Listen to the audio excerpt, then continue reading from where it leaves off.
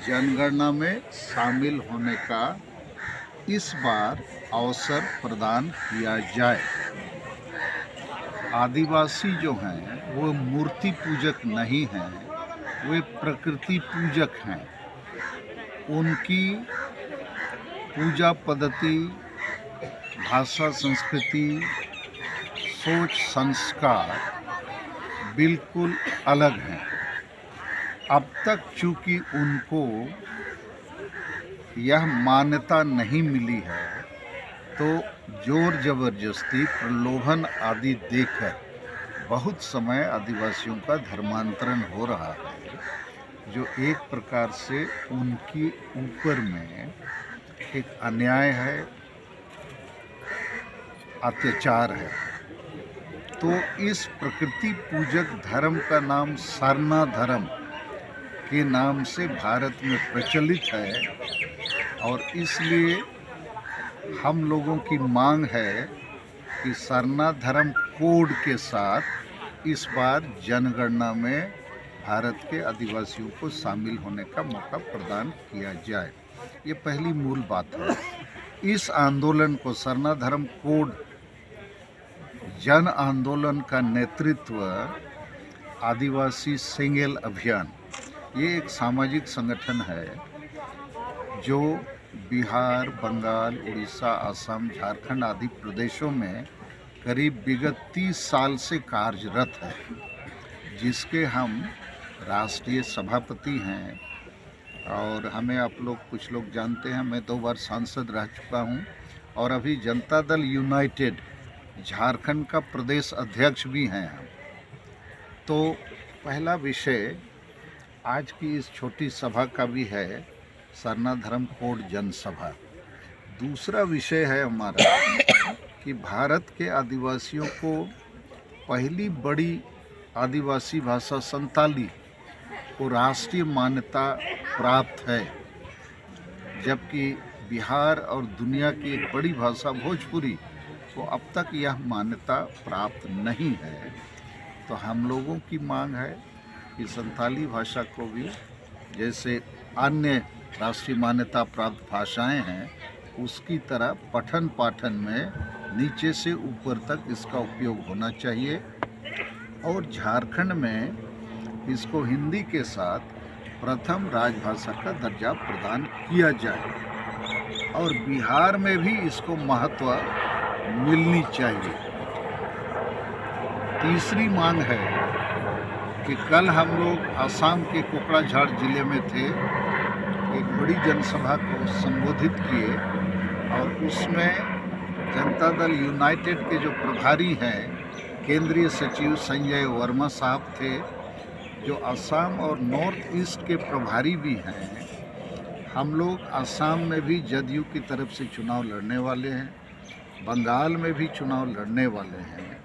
तो असम में जो आदिवासी भाई हैं, संताल, मुंडा, उरांव, भूमिज इत्यादि, अब तक उनको शेड्यूल ट्राइब का दर्जा प्राप्त नहीं है, तो वो दर्जा उनको मिलनी चाहिए।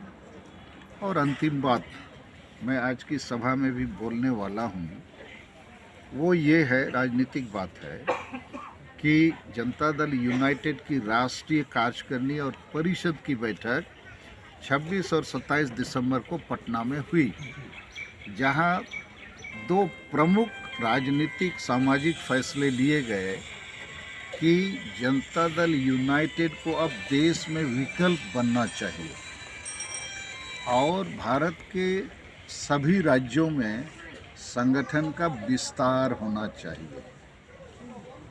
चूँकि हमारे जो नेता हैं, एक प्रकार से वो प्राइम मिनिस्टीरियल मटेरियल हैं।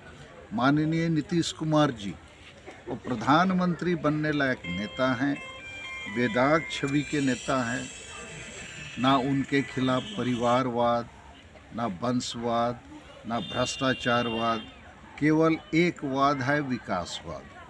तो इतने बड़े नेता हमारे बीच में उपलब्ध हैं।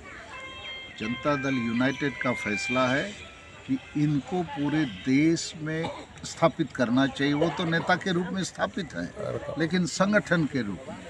संगठन भी इसलिए हमारा बाकी बीजेपी, कांग्रेस या बाकी दलों से अलग है, क्योंकि हमारी जो समाजवादी विचारधारा है उसके तहत जो सबसे ज़्यादा उपेक्षित आबादी है, आदिवासियों की आबादी, दलितों की आबादी और मुसलमानों की आबादी, हम इन आबादी को पूरे देश में ये संदेश देना चाहते हैं कि आपने बीजेपी, कांग्रेस और अन्य सभी पार्टियों को आजमाया है, एक बार नीतीश कुमार जी और जनता दल यूनाइटेड को आजमाइए, मौका दीजिए।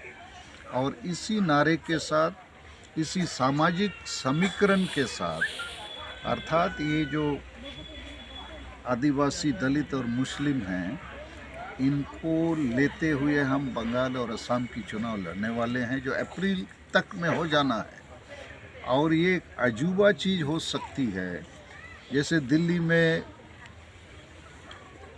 केजरीवाल जी हैं, उनकी ना कोई पार्टी थी, ना संगठन था, ना बूथ कमेटी, लेकिन उन्होंने बीजेपी, कांग्रेस को ध्वस्त कर दिया, क्योंकि उनके पास एक विजन था, संकल्प था, हम पानी बिजली का दाम हटाएंगे या मुक्त करेंगे, भ्रष्टाचार को हटाएंगे।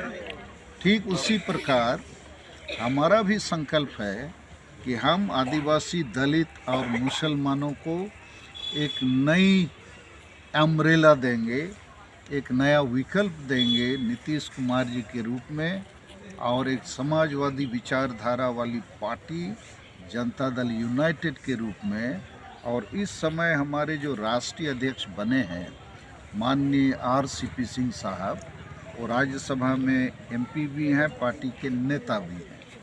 तो यही सब 4 बातें मैंने आपके बीच में शेयर किया है। आज की सभा हम लोग करेंगे, और अभी हमारे बीच में जनता दल यूनाइटेड के जिला अध्यक्ष हाशमी साहब आए हैं, तो हम लोग सभा में थोड़ा सबका परिचय भी करेंगे और बताएंगे। थैंक यू, आप लोग मीडिया वाले आ सके हैं।